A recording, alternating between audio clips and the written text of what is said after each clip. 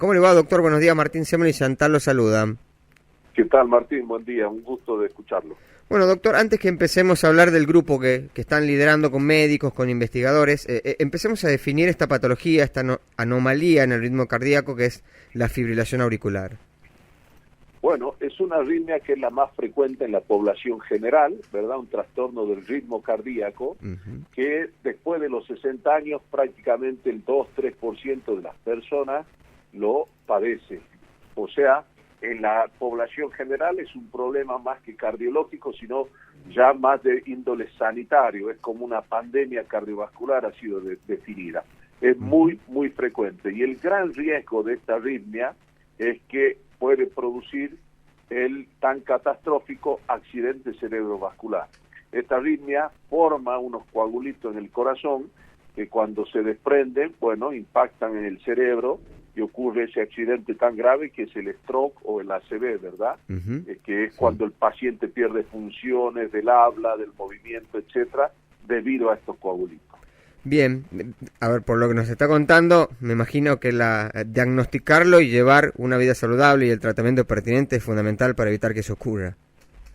Exactamente, sí, todos los factores de riesgo que hablamos siempre en la enfermedad cardiovascular también tienen implicancia o una incidencia directa en generar esta arritmia, ¿verdad? El sobrepeso, el fumar, el sedentarismo, el colesterol alto, la hipertensión, la diabetes, etcétera, son los factores, y bueno, y los antecedentes familiares también, ¿verdad?, que tienen impacto en generar este tipo de problemas cardiológicos. Claro. Y para aquellas personas que quizás no tienen el diagnóstico, ¿qué signos deberían reconocer en su cuerpo para decir, che, acá quizás me está pasando esto? Sobre todo hay programas internacionales que ahora lo estamos adaptando acá al país, que por ejemplo la detección del pulso. Si uno tiene más de 60 años y alguna condición como por ejemplo es diabético o hipertenso, debería registrarse el pulso periódicamente, por ejemplo 2 veces a la semana. Si por ejemplo tiene tensiómetro, si uno no sabe tomarse el pulso, con el tensiómetro uno ve que está irregular, o ahora los aparatitos, por ejemplo, avisan de que hay una alteración en el ritmo cardíaco.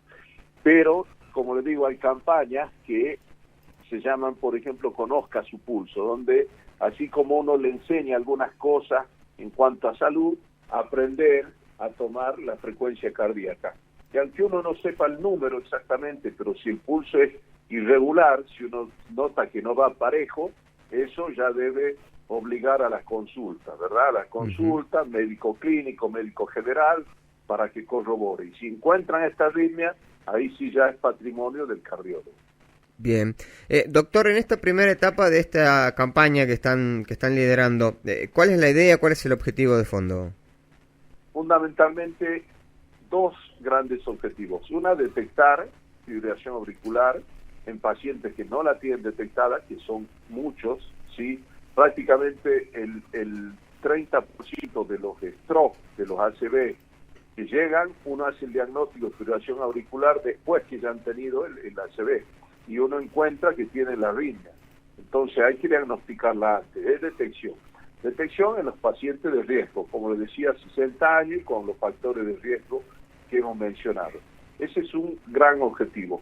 Y el otro es, en lo ya detectado, mejorar el tratamiento.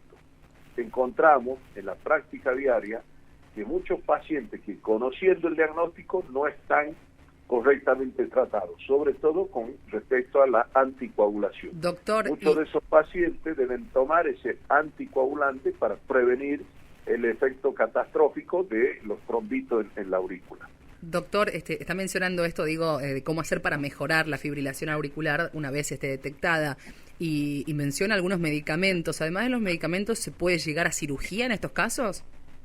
Sí, muchos de estos casos terminan en una intervención. Hoy en día la fibrilación auricular se trata con un procedimiento que se llama la ablación por catéter, ¿verdad? Que sin abrir el corazón, sin abrir el tórax, uno va por catéteres, llega hasta el corazón y puede terminar con la arritmia. Muchos de esos pacientes tienen indicación de hacer este tipo de intervención. Y después de hacer este tipo de intervenciones o hacer los tratamientos con medicamentos, ¿se pueden llevar una vida normal? También el medicamento tiene menos eficacia que la intervención para terminar, ¿verdad? Las arritmias. Pero sí hay pacientes específicos donde no se pueden practicar las intervenciones que pueden estar tratados médicamente. Doctor, hay consultas que llegan de los oyentes, una de ellas de Silvia, pregunta si en algún lugar se enseña cómo tomar la presión. Y Sergio, que habla de que muchas veces, si es cierto que se pueden confundir con los nervios, la aceleración o arritmia. Exacto. Bueno, esas son preguntas interesantes, importantes, que surgen desde los pacientes.